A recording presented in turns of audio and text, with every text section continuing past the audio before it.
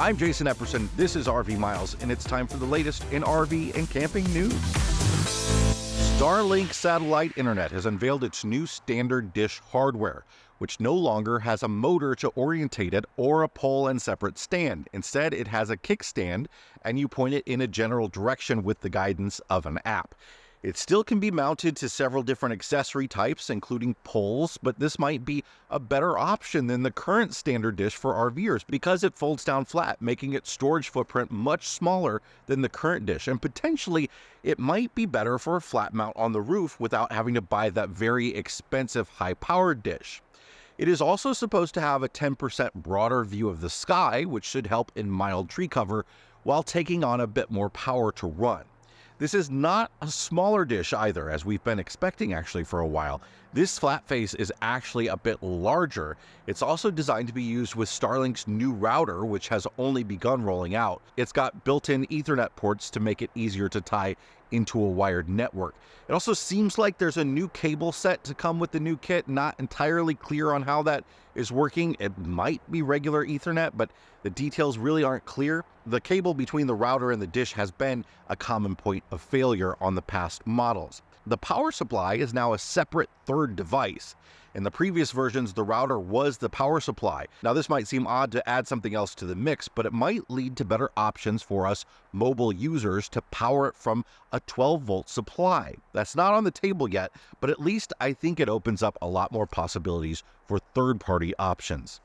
The current motorized kit will still be available, but don't get sucked in by the convenience of the motorized mount. In fact, these will both be the same price. I don't think the motor adds anything that benefits anyone except if the dish is like mounted really high on a roof somewhere and you don't want to access it ever. The new dish is not available yet. It's only being shipped out to some beta testers. In fact, in Starlink fashion, there was no official announcement at all. This is just stuff that's been updated on the website.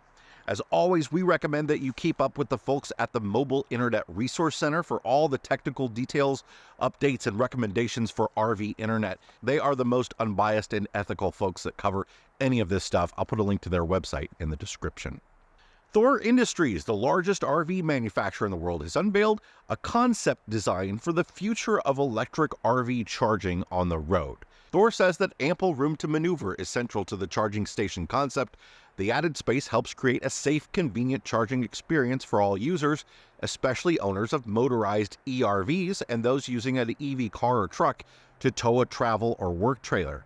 This concept isn't a campground, it's more like a rest area, where amenities like restrooms, a playground, and fitness equipment could help ERV owners relax and recharge alongside of their vehicles.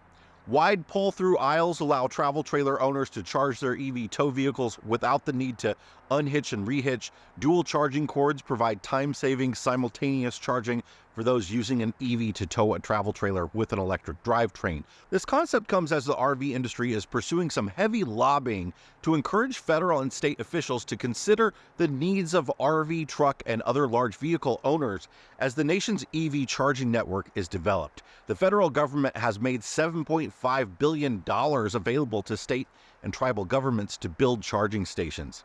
Now, real heavy EV RV use is decades away, even though some smaller options are becoming available in both the trailer and Class B van market. This is something that is going to take a long time to roll out, if at all, in some of your lifetimes for some of the biggest RVs like fifth wheels and big Class A motorhomes. But I can still see some real benefits to charging stations like this for those of you that don't plan on buying an EV anytime soon, especially if they have an integrated dump station.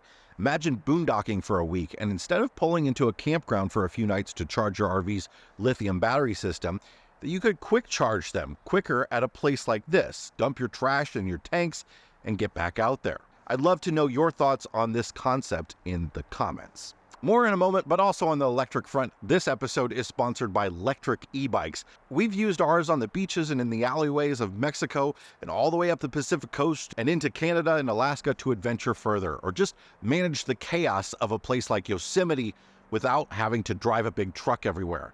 It's the perfect gift for the explorer, the eco-warrior, and the parent on your list, or as a treat for yourself. Plus, you save on traditional transportation costs like gas, parking, and maintenance.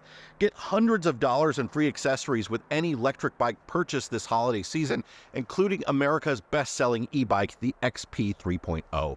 Visit lectricebikes.com to find the electric model for you. That's LECTRICE bikes.com.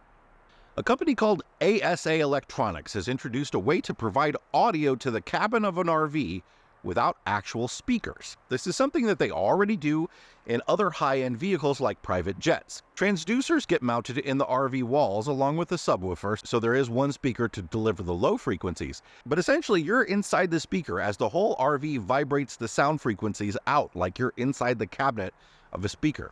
The technology made its debut in partnership with DRV Luxury Suites at the open house in Elkhart, Indiana this past September, and it will be available in all DRV mobile suites and full house units. Some 80% of RVs are built in the Elkhart County area, and many wish they could just go and buy factory direct without having to go to a dealership. While that's not really possible, dealership chain Funtown is looking to make the best analog they can.